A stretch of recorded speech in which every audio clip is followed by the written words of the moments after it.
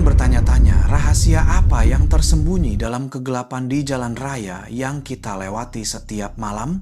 Kisah hari ini adalah pengalaman seorang pemuda yang baru saja memulai pekerjaan baru.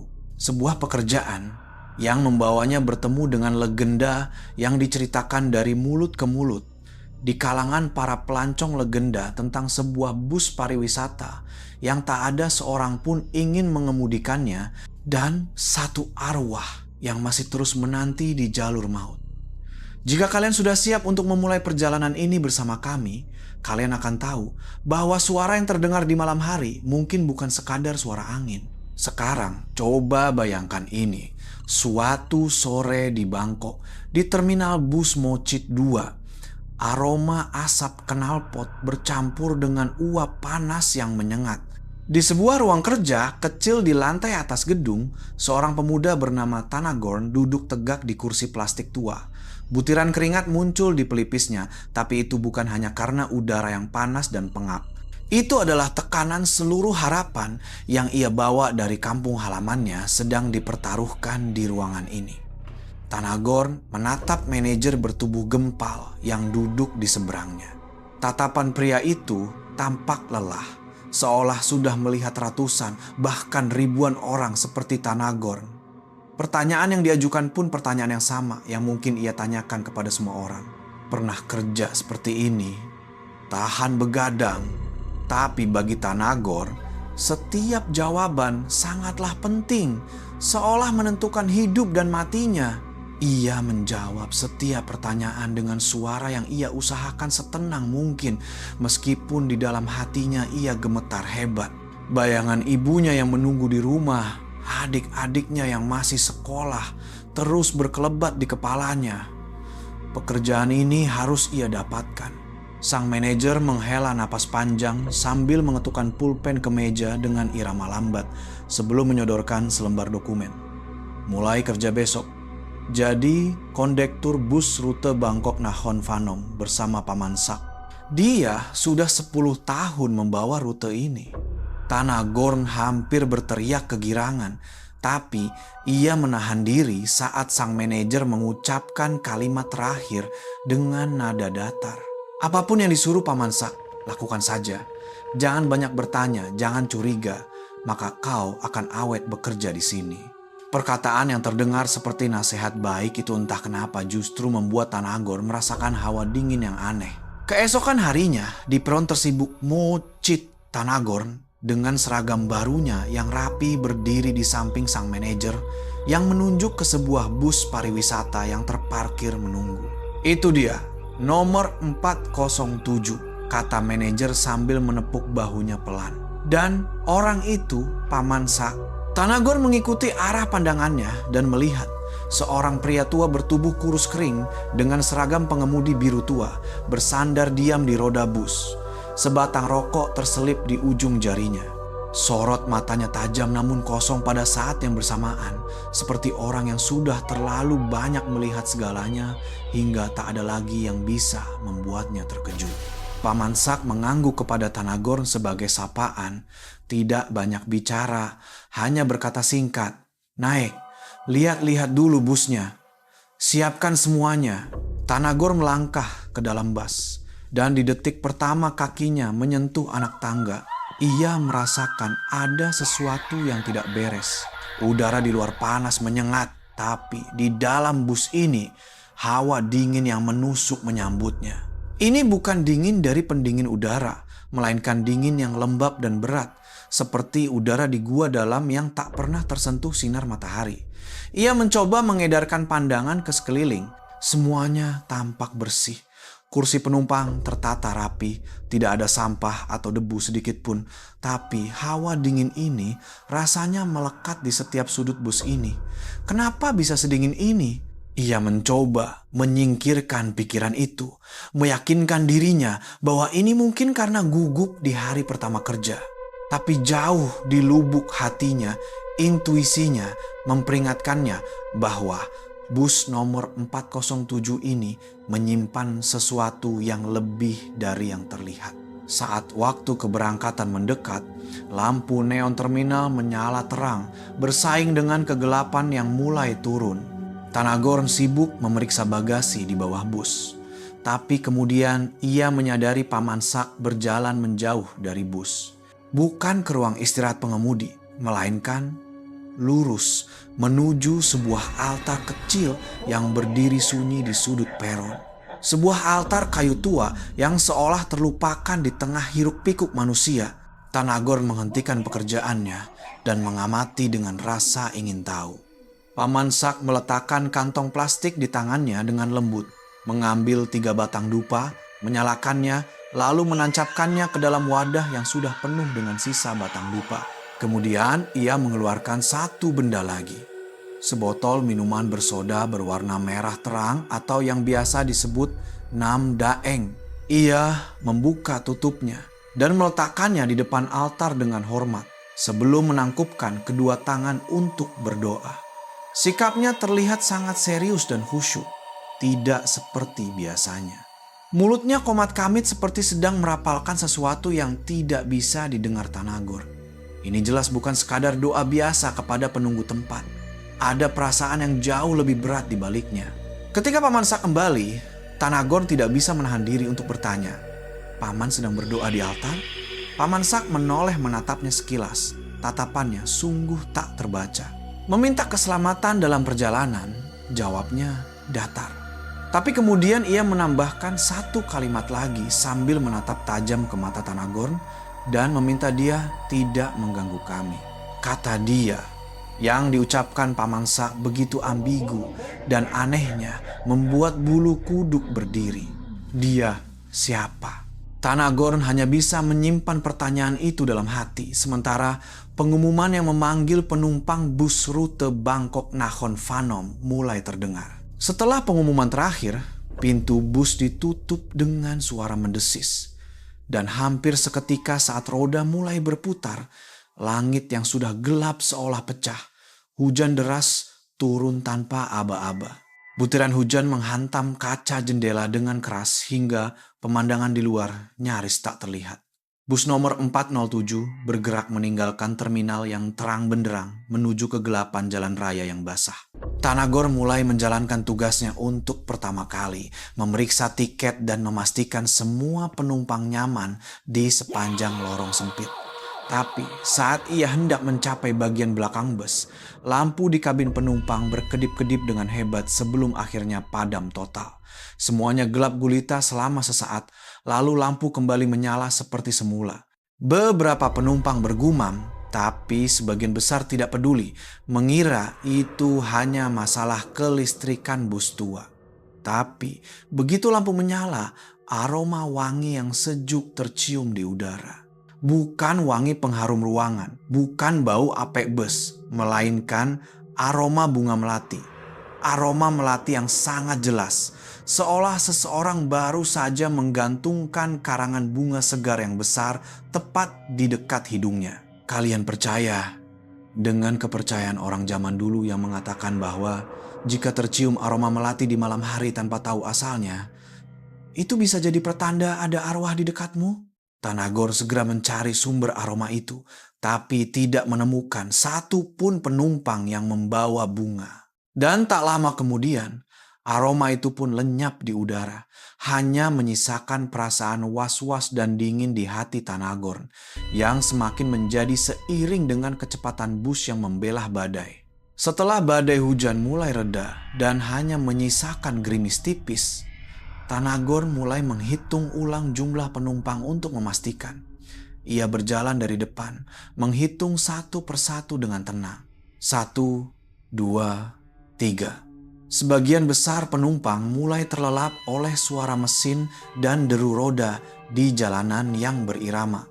Ia terus menghitung hingga baris terakhir. 29, 30, 35. Penumpang di bus berjumlah 35 orang, pas sesuai jumlah tiket. Semuanya benar, tapi ada sesuatu yang tidak benar di dalam hati Tanagorn. Saat ia berdiri di depan bus, sebelum mulai menghitung, ia ingat betul. Sekilas saat memandang ke arah belakang, ia melihat seorang wanita mengenakan pakaian serba putih di sana. Duduk di dekat jendela di kursi baris terakhir, kursi nomor 44. Tetapi saat ia benar-benar sampai di sana, yang ia temukan hanyalah kekosongan. Kursi nomor 44 kosong melompong. Tidak ada seorang pun yang duduk. Bahkan tidak ada tas atau barang bawaan apapun di sana. Mungkinkah matanya salah lihat? Ia mencoba berpikir positif. Mungkin itu hanya pantulan lampu dari mobil yang berpapasan, menciptakan ilusi optik, atau mungkin karena kelelahan di hari pertama kerja. Tapi tak peduli seberapa keras ia mencoba mencari alasan. Bayangan wanita berbaju putih yang dilihatnya sekilas itu tetap melekat jelas di kepalanya. Tanagon kembali ke tempat duduknya di depan. Tapi matanya masih sering tanpa sadar melirik ke kaca spion, menatap kursi nomor 44 yang kosong itu. Namun ia merasa seolah ada seseorang yang sedang duduk di sana. Balas menatapnya. Memasuki tengah malam, bus melaju di jalan Mitra Pub yang gelap gulita. Hanya ada cahaya dari lampu depan yang menyorot jalan dan lampu temaram di dalam kabin. Semua penumpang telah tenggelam dalam mimpi. Hanya menyisakan Paman Sak yang tetap fokus mengemudi dan Tanagorn yang mencoba memejamkan mata tapi gagal. Di tengah suasana yang begitu hening hingga hanya terdengar deru mesin yang samar, Tanagorn mendengar sesuatu. Suara yang sangat lirih dan lembut. Suara seorang wanita yang sedang menyenandungkan lagu Nina Bobo. Melodinya sederhana, namun menyimpan kesedihan yang tak terlukiskan. Awalnya ia mengira itu suara dari radio. Tapi saat menoleh ke Paman Sak, ia melihat radio mati.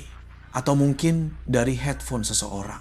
Karena penasaran dan rasa tanggung jawab, ia bangkit dan berjalan menyusuri lorong dengan sunyi.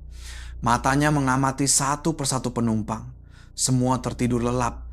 Tidak ada yang sedang mendengarkan musik. Dan yang terpenting, tidak ada bayi di bus ini. Lalu dari mana datangnya suara Nina Bobo yang ia dengar? Suara itu terus berputar di pendengarannya. Bukan semakin keras, tapi semakin jelas. Seolah ada seseorang yang berdiri dan bernyanyi tepat di samping telinganya. Sebelum akhirnya suara itu perlahan lenyap bersama suara angin dan mesin, meninggalkan Tanagorn yang berdiri kaku di tengah lorong. Rasa takut mulai merayapi hatinya perlahan. Logika yang ia pegang mulai tak berlaku untuk apa yang terjadi di bus ini. Meski suara Nina Bobo telah lenyap, rasa takut masih menggema di hati Tanagorn. Ia berjalan kaku kembali ke depan. Perasaan terisolasi menyerangnya dengan hebat. Ia butuh penjelasan, atau setidaknya seseorang untuk memastikan ia tidak gila. Ia pun memberanikan diri mendekati kursi pengemudi dan berbisik pelan, Paman Sak.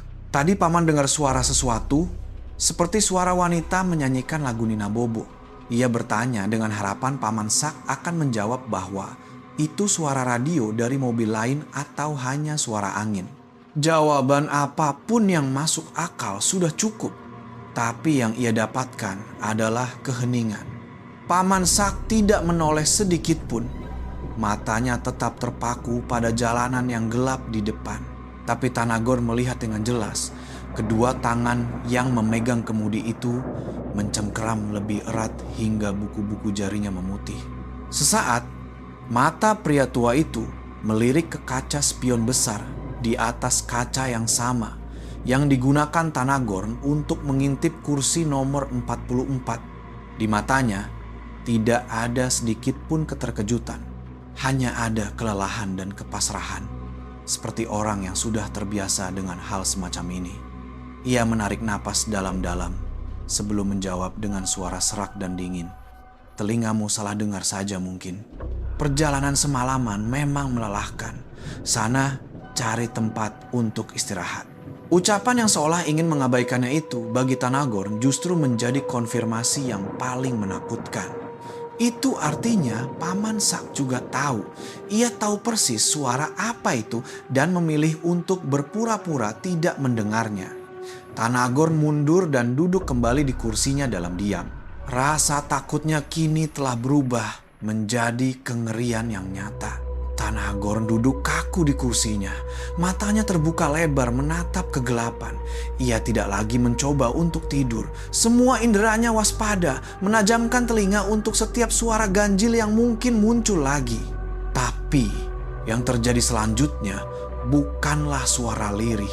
Tiba-tiba pengeras suara di langit-langit bus yang seharusnya senyap mengeluarkan suara berdesis kencang. Suara seperti radio yang tidak menemukan sinyal. Cukup keras hingga membuat beberapa penumpang yang tidurnya tidak nyenyak bergerak karena terganggu. Tanagorn terlonjak kaget, jantungnya serasa mau copot. Paman Sak tetap diam seperti batu, tidak menunjukkan reaksi apapun. Dan di tengah suara desisan itu, Tanagorn mendengar suara lain yang menyelinap masuk. Suara bisikan seorang wanita, bergetar dan penuh penderitaan, yang keluar dari pengeras suara. "Di mana anakku?" Kalimat itu singkat dan sangat lirih, tapi bergema di kepala Tanagorn seperti sambaran petir. Sebelum suara desisan itu kembali menghentak, lalu semuanya hening. Keheningan yang menyesakan dengan cepat mengambil alih. Seorang penumpang bergumam, "Pengeras suaranya korslet atau apa?" Lalu berbalik dan tidur lagi, tanpa menyadari bahwa kalimat yang mungkin mereka anggap hanya salah dengar itu adalah rintihan arwah yang mencari anaknya. Tanagorn perlahan mengangkat wajah, menatap kisi-kisi pengeras suara tua di langit-langit.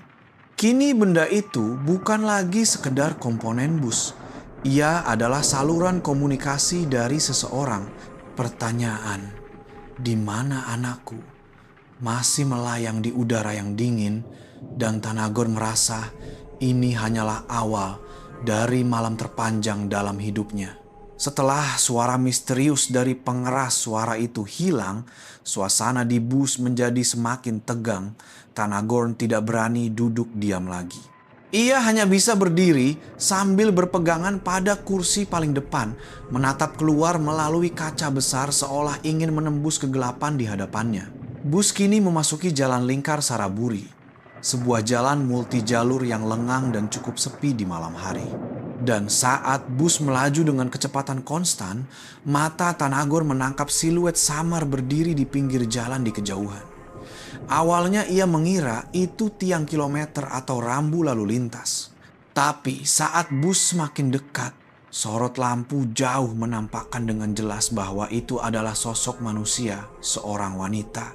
Ia berdiri diam di pinggir jalan, di tempat yang tidak ada rumah maupun halte bus. Mengenakan gaun berwarna putih pucat yang basah kuyup.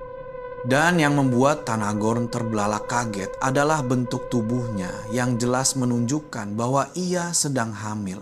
Satu lengannya terulur lurus ke depan, seolah sedang melambai meminta bantuan. "Paman, berhenti!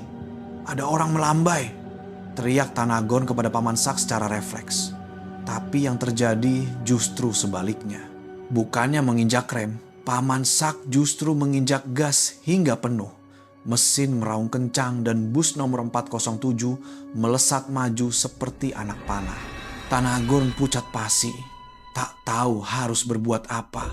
Hanya bisa menatap sosok wanita itu yang semakin dekat.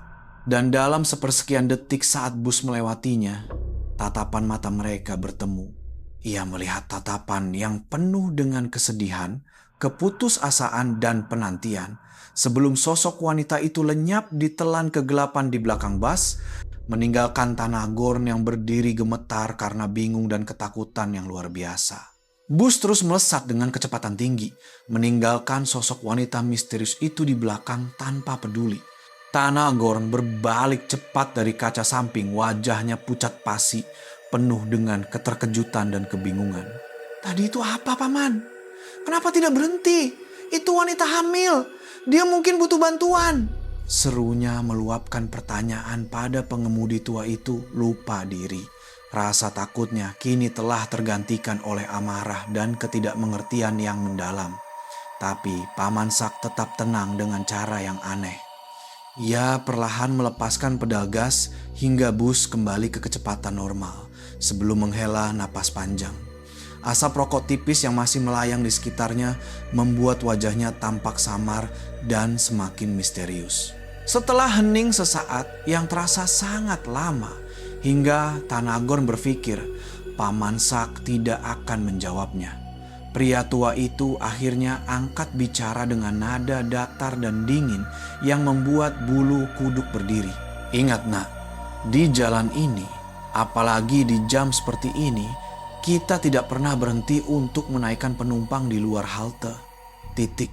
Ia berbicara seolah sedang membacakan peraturan perusahaan. Lalu ia menoleh untuk menatap Tanagor untuk pertama kalinya. Matanya tampak lelah dan menyembunyikan ketakutan yang dalam. Sebelum mengucapkan kalimat yang membuat darah di tubuh Tanagor serasa membeku.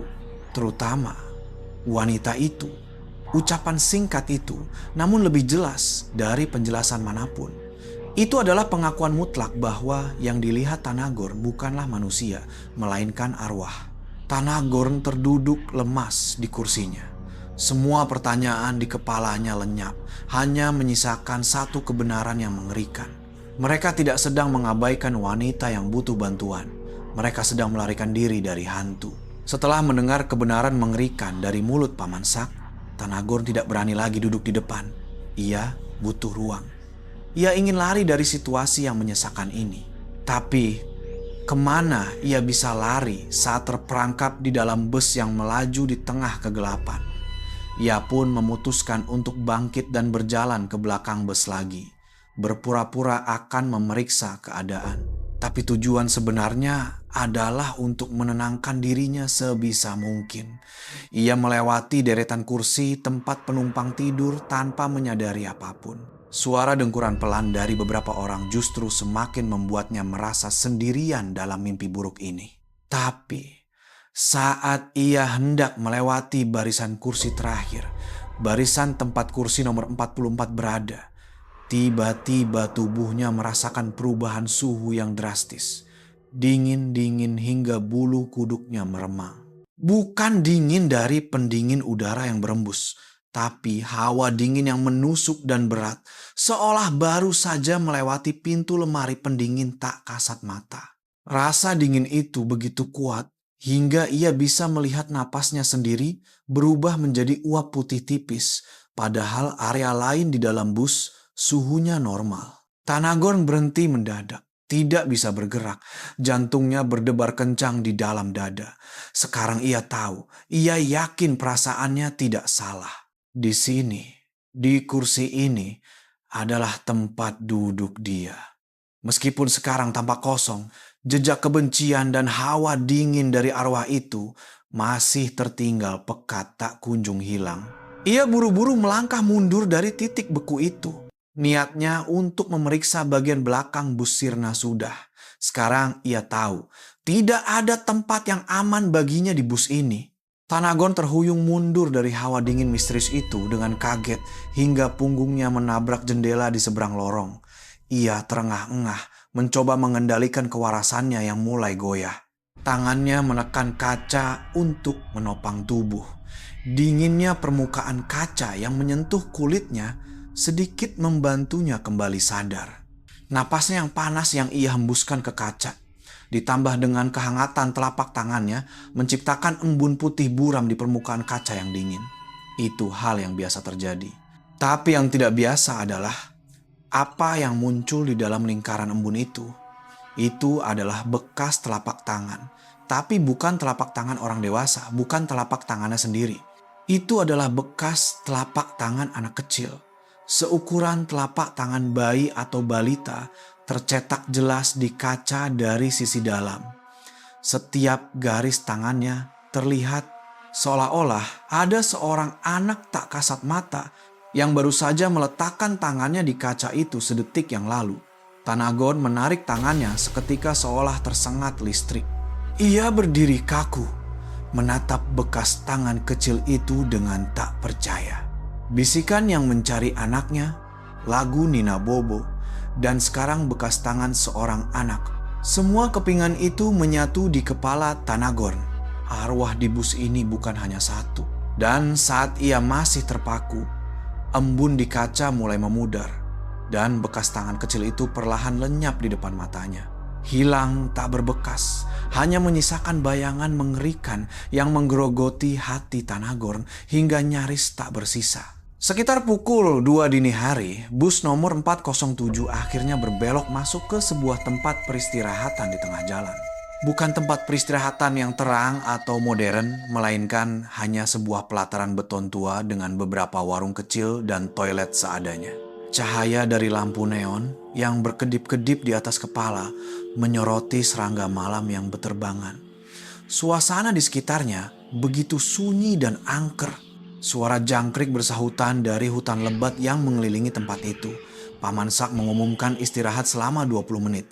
Para penumpang yang masih mengantuk turun satu persatu untuk ke toilet atau membeli makanan. Tanagorn adalah orang pertama yang turun. Ia butuh udara segar. Ia ingin lari dari suasana mencekam di bus itu secepat mungkin. Saat ia sedang berdiri menghirup udara yang lembab, sebuah bus lain dari perusahaan berbeda datang dan parkir di sebelahnya. Pengemudinya seorang pria seusia Paman Sak. Ia turun dari bus, meregangkan badan, lalu menoleh dan melihat Paman Sak. Ekspresinya tampak sedikit terkejut bercampur iba. "Loh, Paman Sak? Kukira siapa sapanya? Masih bawa yang ini juga, ya?" Pertanyaan itu seolah memiliki makna tersembunyi. Paman Sak hanya mengangguk pelan, tidak berkata apa-apa. Pengemudi itu melirik ke nomor 407 di badan bus, lalu beralih menatap Tanagorn yang berdiri dengan wajah pucat. Ia kemudian merendahkan suaranya dan mengucapkan kalimat yang membuat Tanagorn hampir jatuh terduduk. "Hah, kukira bus hantu ini sudah dipensiunkan." Kata bus hantu itu menggema di kepala Tanagorn. Ini berarti cerita bus ini bukan lagi rahasia, melainkan sudah menjadi buah bibir di kalangan para pengemudi. Dan sekarang, ia adalah pegawai terbaru di bus hantu ini. Kata bus hantu membuat Tanagorn terpaku seolah tersihir. Pengemudi itu melihat wajahnya yang pucat pasi dan matanya yang ketakutan, lalu menghela napas panjang seolah tahu nasibnya. "Sepertinya kau belum tahu ceritanya ya, Nak," katanya sambil menunjuk ke sebuah bangku kayu tua di bawah pohon besar. "Sini, biar ku ceritakan." Tanagorn mengikutinya dan duduk dengan patuh. Jantungnya berdebar kencang seolah mau keluar, tapi ia harus tahu kebenarannya. Pria itu menyalakan sebatang rokok, menghisapnya dalam-dalam, lalu mengembuskannya bersama dengan sebuah kisah yang mengerikan. "Beberapa tahun yang lalu, bus yang kau naiki itu mengalami kecelakaan hebat." Ia memulai ceritanya dengan nada pelan. "Malam itu hujan deras, persis seperti malam ini." Pengemudi lama kehilangan kendali saat memasuki tikungan tajam di depan sana. Tikungan yang kami juluki tikungan 100 mayat. Mendengar nama tikungan itu saja sudah membuat Tanagorn merinding. Bus itu tergelincir dan terguling ke pinggir jalan. Penumpangnya banyak yang luka parah. Tapi percaya atau tidak, dari seluruh penumpang hanya satu orang yang tewas. Seorang wanita hamil tua bernama Tidarat. Dia bepergian sendirian, berencana pulang ke kampung untuk melahirkan, tapi ia tak pernah sampai. Benturan keras melemparkan tubuhnya keluar dari bus. Saat tim penyelamat menemukannya, ia sudah meninggal bersama dengan bayi di kandungannya. Cerita itu berakhir bersamaan dengan pria itu membuang puntung rokoknya dan menginjaknya hingga padam. Sekarang Tanagorn mengerti segalanya. Suara Nina Bobo, pertanyaan "di mana anakku?", bekas tangan kecil itu, semuanya adalah tragedi dari ibu dan anak bernama Tidarat. Atau yang kini telah menjadi arwah ibu Tidarat dan tikungan 100 mayat itu adalah tujuan mereka selanjutnya. Tanagorn duduk terdiam, tubuhnya kaku seolah dikutuk. Kebenaran yang ia terima terlalu berat untuk ditanggung. Pengemudi itu menatap wajahnya lagi sebelum melanjutkan, seolah ingin meremukkan rasa takut Tanagorn hingga hancur. Ceritanya belum selesai sampai di situ. Yang paling mengerikan adalah bus yang kau naiki ini adalah bus yang sama dengan yang kecelakaan malam itu. Tanagorn terbelalak. Perusahaan terlalu pelit untuk membuang bus itu. Mereka membawanya ke bengkel. mengecatnya ulang, lalu mengoperasikannya lagi seolah tidak terjadi apa-apa. Kini Tanagorn paham kenapa ia merasakan hawa dingin yang aneh sejak awal. Itu adalah hawa dingin kematian yang tertanam di kerangka bus ini. Setelah itu, hal-hal aneh mulai terjadi. Lanjut si pengemudi. Pengemudi dan kondektur yang bekerja di rute ini tidak pernah bertahan lama. Ada yang diteror sampai demam berhari-hari. Penumpang juga sering mengalaminya. Suara tangisan, bau melati, apalagi yang duduk di kursi paling belakang, biasanya paling parah. Katanya arwah ibu Tidarat ini sangat kuat karena ia meninggal saat hamil tua, membawa dendam dan kesedihan yang mendalam. Arwahnya terikat pada bus ini, tidak bisa pergi kemana-mana dan terus-menerus melakukan satu hal yang sama tanpa henti, mencari anaknya yang hilang. Konon, setiap malam saat bus ini berjalan, Ibu Tidarat akan bangkit dari tempat duduknya, berjalan perlahan di lorong, lalu menunduk menatap wajah para penumpang yang tertidur, satu persatu untuk mencari anaknya. Kemunculannya bukan serangan yang mengejutkan, tapi sebuah pencarian yang penuh penderitaan dan keputusasaan, dan itu jauh lebih menakutkan dari apapun. Suara klakson dari bus nomor 407 berbunyi singkat, pertanda waktu istirahat akan segera habis.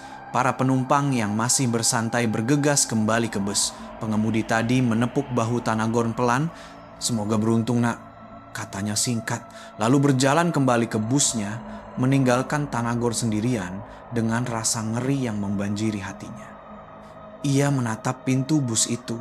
Di matanya kini, bus itu tak ubahnya pintu masuk menuju neraka. Seluruh insting di tubuhnya berteriak untuk lari. Lari sejauh mungkin, tidak perlu peduli apapun. Cukup sudah dengan pekerjaan ini, cukup sudah dengan bus hantu ini. Ia benar-benar berpikir seperti itu. Tapi kemudian, kenyataan pahit kehidupan menariknya kembali. Ia merogoh saku celananya, mengeluarkan semua uang yang ia punya, dan menghitungnya. Jumlahnya sangat sedikit, hanya cukup untuk makan 1 atau 2 kali lagi. Tidak cukup untuk ongkos kembali ke Bangkok atau pulang kampung. Ia juga tidak punya ponsel seperti orang lain. Lalu di tengah malam buta seperti ini, kepada siapa ia bisa meminta bantuan? Ia bahkan tidak tahu ini di mana, ratusan kilometer dari rumahnya. Bayangan wajah ibu dan adik-adiknya yang menunggu di rumah muncul di kepalanya. Janjinya untuk mengirim uang terus bergema. Tanggung jawab itu terasa jauh lebih berat daripada rasa takut akan kematian saat ini. Pada akhirnya, ia tidak punya pilihan lain, bukan? Tanagorn menunduk, pasrah pada takdirnya. Ia perlahan melangkahkan kakinya yang terasa berat seolah dirantai, kembali ke bus itu. Setiap langkahnya menaiki tangga bus terasa seperti berjalan menuju tiang gantungan. Begitu kakinya melewati ambang pintu, pintu bus pun tertutup dengan suara mendesis, memisahkannya dari dunia luar sekali lagi. Bus bergerak meninggalkan tempat peristirahatan, kembali ke jalan raya yang gelap. Bagi penumpang lain, ini hanyalah kelanjutan perjalanan biasa. Tapi bagi Tanagorn, ini adalah perjalanan menuju jantung mimpi buruk yang tak akan pernah berakhir. Sekarang ia tahu segalanya. Rasa takut yang tadinya samar, kini menjadi kengerian yang nyata. Dan begitu bus mulai menambah kecepatan, suasana di dalamnya mulai berubah secara aneh. Udara yang tadinya sejuk dari pendingin udara berubah menjadi berat dan menyesakan, seolah seseorang menyedot habis semua oksigen. Bahkan suara mesin yang tadinya stabil kini terdengar seperti erangan rendah yang tertahan. Tanagorn menatap punggung Paman Sak. Meskipun tidak bisa melihat wajahnya, ia bisa merasakan pengemudi tua itu semakin menegang. Kedua tangannya yang memegang kemudi diam tak bergerak. Matanya terpaku ke depan tanpa berkedip, seolah sedang bersiap menghadapi pertempuran besar yang akan datang. Dan kemudian, lampu depan mobil menyorot sebuah rambu lalu lintas besar berwarna hijau di pinggir jalan. Sebuah rambu peringatan tikungan berbahaya yang tampak tua dan usang. Di rambu itu tertulis kawasan berbahaya. Dan di bawahnya nama yang membuat darah Tanagorn membeku, tikungan 100 mayat. Angka di baris terakhir adalah 20 km di depan. 20 km. Apakah itu jarak menuju kematian? Bus telah melewati rambu itu, tapi setiap hurufnya masih terpatri di otak Tanagor. Kini, hitung mundur telah dimulai secara resmi. Mereka telah memasuki wilayah kekuasaan Ibu Tidarat sepenuhnya.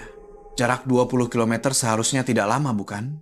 Tapi bagi Tanagorn saat itu rasanya seperti tak berujung. Ia duduk kaku, bahkan tak berani bergerak. Setiap detik yang berlalu, suasana yang berat itu semakin menjadi-jadi. Hingga akhirnya ia mendengarnya. Suara isak tangis, suara seorang wanita yang menangis terseduh-seduh dengan pelan. Awalnya terdengar lirih dari arah belakang bus. Tapi tak lama kemudian, suara itu mulai semakin keras dan menyebar ke seluruh bus. Itu adalah tangisan yang sangat aneh, karena tidak berasal dari pengeras suara atau dari penumpang manapun. Suara itu seolah datang dari segala arah. Dari dinding, dari langit-langit, dari lantai bus. Seolah-olah seluruh kerangka baja bus ini sedang meratap, menjeritkan penderitaannya. Isak tangis itu penuh dengan kesedihan yang mendalam. Suara dari hati yang hancur, yang menggema di dalam kotak besi yang sedang bergerak ini. Dan yang paling menakutkan adalah bahkan para penumpang yang tadinya tidur lelap pun terkena dampaknya. Semua orang mulai bergerak gelisah, berbalik ke sana kemari dengan tidak nyaman. Beberapa mengeluarkan erangan pelan, meskipun mata mereka masih terpejam, seolah penderitaan arwah itu begitu kuat hingga mampu merasuki mimpi semua orang. Tanagor mengangkat tangan untuk menutup telinganya rapat-rapat, tapi sia-sia. Karena suara itu tidak datang dari luar, melainkan bergema dari dalam kepalanya sendiri. Kini, baik pengemudi, kondektur, maupun semua penumpang sedang terkurung di dalam selubung duka Ibu Tidarat yang membawa mereka semakin dekat ke titik akhir hidupnya. Suara isak tangis terus berlanjut tanpa henti, meremas hati siapapun yang mendengarnya hingga tak tertahankan. Dan saat Tanagor berpikir tidak ada lagi yang bisa lebih buruk dari ini, sistem kelistrikan bus mulai tidak beres. Lampu di kabin yang tadinya temaram mulai berkedip-kedip cepat, seperti di film horor murahan. Wajah-wajah penumpang yang tertidur muncul sebagai potret mengerikan yang berselang-seling dengan kegelapan. Setelah berkedip seperti itu selama kurang dari 5 menit, semuanya padam total. Terdengar suara pop pelan, seolah semua bohlam putus serentak. Bukan hanya lampu kabin, tapi juga lampu depan bus. Kini seluruh bus berada dalam kegelapan total yang sesungguhnya. Hanya ada cahaya oranye samar dari panel dashboard pengemudi yang masih menyala.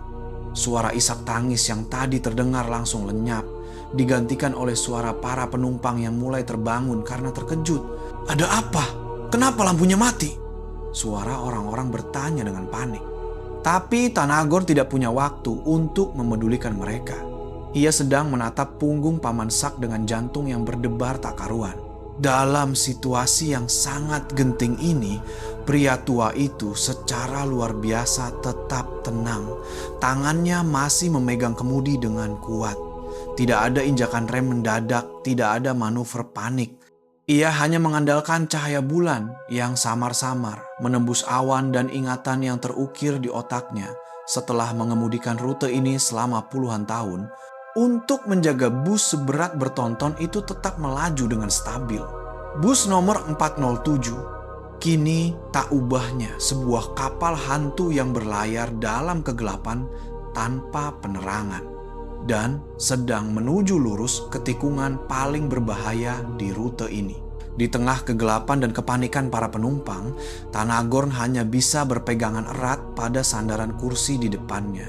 Matanya berusaha menembus kegelapan, tapi hanya melihat siluet Paman Sak yang duduk diam di balik kemudi. Pada saat itu, langit di luar yang tadinya tenang kembali bergejolak. Suara guntur menggelegar dari kejauhan, pertanda badai akan kembali datang. Dan karena ketakutannya, mata Tanagorn tanpa sengaja melirik ke atas, ke kaca spion besar yang terpasang di atas kepala pengemudi. Dalam kegelapan, kaca itu hanyalah sebuah persegi hitam yang kosong. Tapi kemudian, wah! Kilat menyambar terang di luar bus. Cahayanya cukup terang untuk menyinari seluruh kabin dengan warna putih pucat selama sepersekian detik, menampakkan wajah-wajah panik semua penumpang dan menampakkan pantulan di kaca spion itu. Ya Tuhan, yang dilihat Tanagorn di kaca itu bukanlah pantulan dirinya sendiri, bukan pula penumpang lain, melainkan wajah seorang wanita, wajah yang pucat pasi seperti kertas. Rambut hitam panjangnya basah dan menempel di pipi. Matanya terbelalak menatap lurus ke depan dengan air mata yang mengalir di kedua pipinya. Itu adalah wajah Ibu Tidarat. Wajah yang sama dengan yang ia lihat di pinggir jalan. Tidak salah lagi. Tapi kali ini jauh lebih jelas. Dan tatapan matanya yang tadinya hanya sedih, kini memancarkan kemarahan dan dendam yang luar biasa. Lalu cahaya itu padam. Semuanya kembali gelap, tapi bayangan wajah di kaca itu telah terbakar dan terukir dalam di retina mata Tanagorn. Ia terhuyung mundur hingga hampir terjatuh. Mulutnya ternganga, tapi tak ada suara yang keluar dari tenggorokannya. Sekarang ia tahu, arwah itu tidak lagi hanya di belakang bus. Ia ada di sini, di depan, bersama mereka. Bayangan wajah Ibu Tidarat masih melekat di mata Tanagorn. Dan di detik saat ia hendak menjerit karena ketakutan yang memuncak, ia merasakan guncangan yang hebat. Bus mulai melambat dan miring tajam memasuki tikungan ke kiri yang gelap. Tanpa perlu diberitahu, Tanagorn tahu seketika bahwa mereka telah tiba. Tiba di tikungan 100 mayat yang legendaris. Jalanan di depan kini bukan lagi jalan lurus, melainkan tikungan tajam yang berkelok-kelok seperti ular. Di satu sisi adalah tebing curam dan di sisi lain adalah jurang dalam yang tak terlihat dasarnya. Dan begitu roda depan bus mulai memasuki tikungan pertama, mesin yang tadinya normal mulai tersendat, berbunyi tersentak-sentak seperti orang yang tercekik. Tenaga bus anjlok drastis. Tapi yang lebih mengerikan akan segera menyusul. Kemudi di tangan Paman Sak tiba-tiba mulai bergetar hebat. Bukan karena kondisi jalan, tapi bergetar seolah ada sepasang tangan tak kasat mata yang mencoba merebut dan memutarnya dari genggaman Paman Sak dengan sekuat tenaga. Paman Sak menggertakkan giginya, urat-urat menonjol di pelipis dan lengannya. Ia mengerahkan seluruh sisa tenaganya untuk melawan, menarik kembali kemudi itu. Seluruh badan bus oleng ke kanan dan ke kiri di jalanan yang licin. Suara decitan ban di aspal terdengar memekakkan telinga. Para penumpang yang baru saja terbangun dari kegelapan, kini menjerit sejadi-jadinya. Tanagorn menatap pemandangan di depannya dengan putus asa. Paman Sak sedang bertarung dengan arwah jahat untuk menyelamatkan nyawa semua orang. Dan sepertinya ia akan kalah.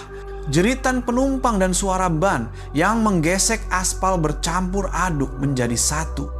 Di tengah kekacauan itu, suhu di dalam bus anjlok lagi. Kali ini dinginnya sampai ke tulang.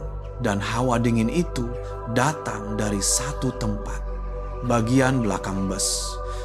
Tanagorn menoleh ke belakang secara refleks, dan apa yang ia lihat membuat jantungnya berhenti berdetak sejenak. Sosok wanita berbaju putih pucat, sosok Ibu Tidarat, perlahan-lahan muncul dari kegelapan di ujung lorong. Kali ini bukan lagi bayangan atau pantulan. Ini adalah wujud yang nyaris bisa disentuh. Tubuhnya tampak utuh, kecuali kakinya yang tidak menyentuh lantai. Ia melayang, bergerak perlahan tapi pasti menyusuri lorong, lurus menuju bagian depan bus yang sedang oleng tak terkendali. Wajahnya dipenuhi penderitaan dan dendam. Matanya menatap tajam ke depan, tidak melihat Tanagorn ataupun Paman Sak. Saat sosoknya hampir mencapai Tanagorn, ia berhenti, lalu membuka mulutnya lebar-lebar, tapi tidak ada suara sedikit pun yang keluar. Itu adalah jeritan tanpa suara. Jeritan dari lubuk jiwa yang paling dalam yang telah hancur berkeping-keping. Pemandangan yang jauh lebih mengerikan daripada jeritan manapun di dunia. Tanagorn berdiri kaku seolah menjadi batu. Ia sedang berhadapan dengan arwah penuh dendam dalam jarak kurang dari 1 lengan. Tapi mata arwah itu tidak menatapnya. Ia menatap menembus kaca depan ke jalanan berkelok di depan sana, menatap ke titik di mana tragedinya dimulai. Tanagorn berdiri kaku, tak bisa lari kemanapun. Ia sedang menanti kematian yang ada di hadapannya. Tapi kemudian, dalam sepersekian detik ketika segalanya seolah berhenti, ia melihat sebuah kebenaran di mata arwah itu.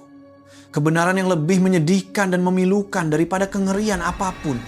Ia mengerti Ibu Tidarat tidak sedang menatap mereka. Ia bahkan tidak mencoba membunuh mereka. Ia sedang mengenang kembali. Ia terjebak dalam momen kematiannya sendiri berulang-ulang. Bus yang oleng dengan hebat adalah cerminan dari kecelakaan malam itu. Jeritannya yang tanpa suara adalah jeritan terakhirnya sebelum semuanya gelap. Dan di detik saat bus hendak tergelincir jatuh ke sisi jalan, wujud transparan Ibu Tidarat melesat menembus tubuh Tanagorn. Ia merasa seperti sebongkah es raksasa baru saja melewati tubuhnya. Wujudnya melayang dan berhenti di depan bus, lalu mengulurkan kedua tangannya menembus kaca depan. Jari-jarinya yang pucat mencengkeram dan menggapai-gapai udara kosong di depannya dengan putus asa. Matanya terpaku pada satu titik di semak-semak pinggir jalan. Titik di mana tubuhnya pernah terlempar pada malam itu. Titik di mana ia kehilangan bayinya untuk selamanya. Itu adalah pemandangan seorang ibu yang mencoba meraih anaknya kembali untuk terakhir kalinya.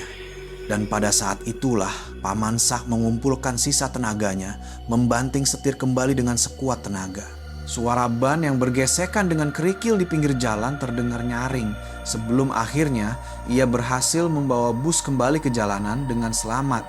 Nyaris saja setelah Paman Sak berhasil mengendalikan bus, ia perlahan-lahan mengemudikannya untuk melewati sisa tikungan maut itu. Tak ada seorang pun di bus yang berani bersuara. Semua duduk diam dalam keterkejutan. Hanya terdengar napas terengah-engah dari Paman Sak dan Tanagorn yang bersaing dengan suara mesin. Dan saat roda bus berhasil melewati tikungan terakhir di ruas jalan itu, sebuah kejadian luar biasa terjadi.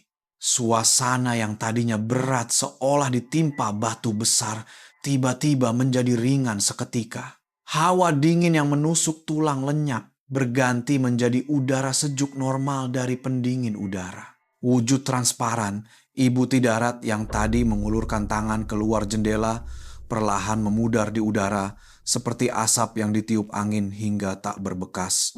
Dan pada saat yang sama, sistem kelistrikan yang tadi padam total kembali berfungsi. Lampu kabin dan lampu depan berkedip 2-3 kali sebelum kembali menyala terang seperti semula, seolah tidak terjadi apa-apa. Dan saat melihat keluar jendela, Tanagorn melihat cahaya keemasan matahari mulai memancar di ufuk timur. Fajar hari yang baru sedang mengusir kegelapan dan kejahatan malam yang telah berlalu. Tangisan telah berhenti. Teror serangan telah berlalu. Hanya menyisakan keheningan, tapi keheningan yang berat dipenuhi oleh kenangan yang mengerikan. Tak ada yang berbicara sepatah kata pun, karena semua tahu dari apa mereka baru saja selamat, dan kejadian malam ini akan menghantui mereka selamanya. 1 jam kemudian, bus nomor 407 memasuki terminal penumpang di provinsi Nakhon Phanom dengan selamat. Sinar matahari pagi menyinari ke dalam bus, membuat suasana tampak normal dan damai. Sungguh, kontras dengan kegelapan dan kengerian beberapa jam sebelumnya, seolah berada di dunia yang berbeda. Paman Sak mematikan mesin, keheningan total menyelimuti segalanya. Para penumpang yang selamat bersama-sama itu bergegas mengambil barang bawaan mereka dan turun dari bus dengan cepat. Tidak ada yang berbicara, tidak ada yang menoleh ke belakang. Mereka hanya ingin keluar dari bus ini secepat mungkin. Ketika semua penumpang telah turun, Paman Sak menoleh menatap Tanagorn. Pria tua itu tampak 10 tahun lebih tua hanya dalam 1 malam. Sudah sampai, katanya singkat, sebelum merogoh saku bajunya dan memberikan beberapa lembar uang kepada Tanagorn. Upahmu untuk malam ini. Itu adalah ucapan yang bisa dimengerti seketika tanpa perlu penjelasan lebih lanjut. Tanagorn menerima uang itu dalam diam. Ia mengedarkan pandangannya ke seluruh bus untuk terakhir kalinya, ke lorong tempat ibu Tidarat pernah melayang, ke kaca spion yang pernah memantulkan wajahnya, dan akhirnya matanya berhenti di kursi nomor 44 di belakang.